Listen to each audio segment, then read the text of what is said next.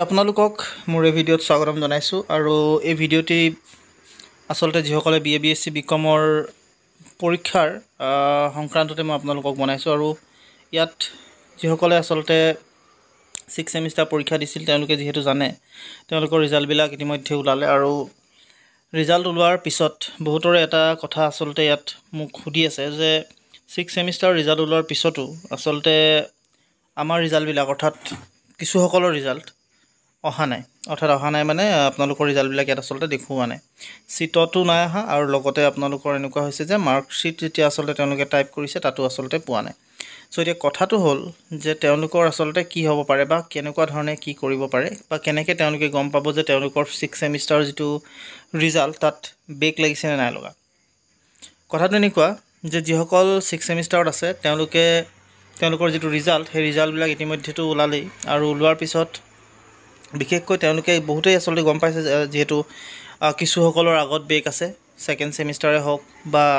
first সেমিষ্টাৰে হওক third সেমিষ্টাৰে হওক fifth সেমিষ্টাৰে হওক ক'ৰবাত নহয় ক'ৰবাত হয়তো বেক আছে আৰু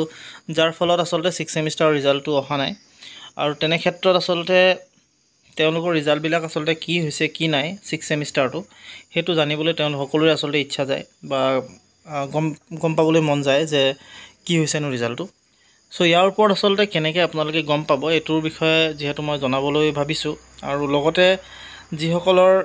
বেকবিলাক যদি ক্লিয়াৰ হৈ যায় তেতিয়াহ'লে আচলতে কেনেকৈনো তেওঁলোকে গম পাব যে 6 সেমিষ্টাৰটো ক্লিয়াৰ হৈছে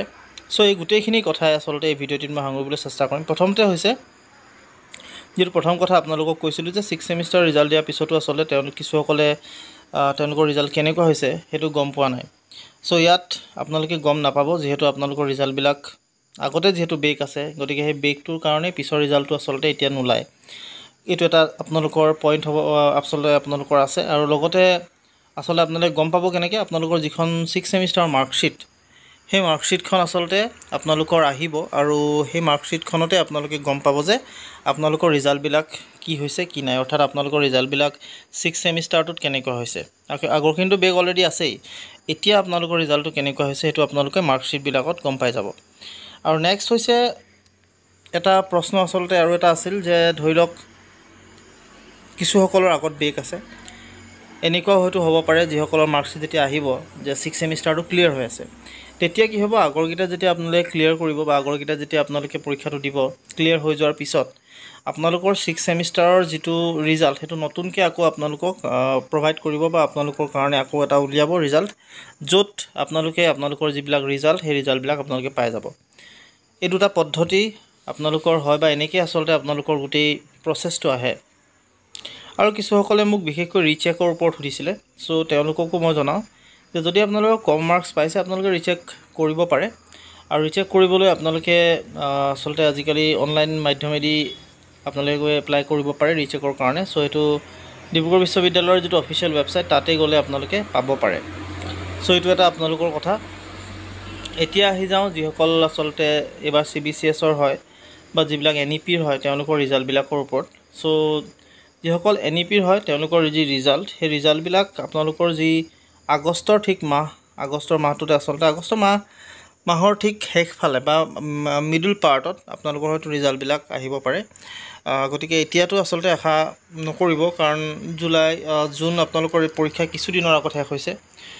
গতিকে আপোনালোকৰ ৰিজাল্টবিলাক সময় আছে এতিয়াও বহুতখিনি সময় আছে আপোনালোকৰ ৰিজাল্ট দিয়াৰ গতিকে সেই ৰিজাল্টটো যেতিয়া ওলাব নিশ্চয় আপোনালোকে মোৰ এই চেনেলত অৱগত হ'ব মই আপোনালোকক জনাম ভিডিঅ'ৰ মাধ্যমেদি আপোনালোকক মই জনাই দিম আৰু ক'ত আপোনালোকে চাব পাৰিব সেইটো আপোনালোকক মই দেখুৱাবলৈ চেষ্টা কৰিম গতিকে যদিহে আচলতে আপোনালোকৰ ৰিজাল্ট আহে মই